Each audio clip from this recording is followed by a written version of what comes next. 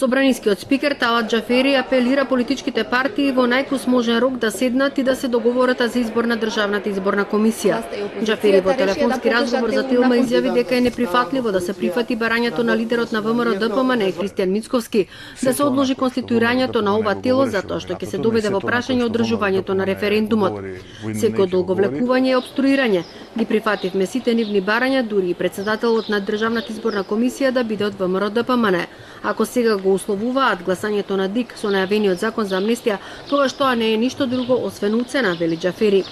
Очекува наредната недела да се искристализираат работите, а председателот на комисијата за избор и именување Илија Димовски да ја закаже седмицата и да се утврди предлог листата со кандидати.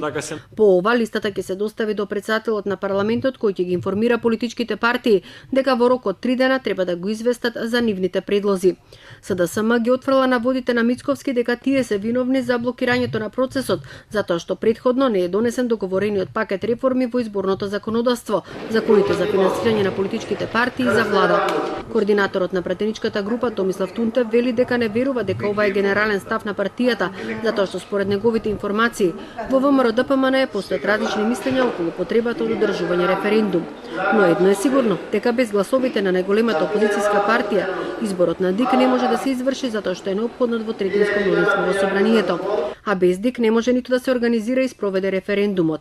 До сега сите партии со исклучок на ВМРО ДПМН ги утврдија своите кандидати. Тројца се од СДСМ и по еден од ДУИ и заеднички од БСНК Сами и Алијансата на албанците.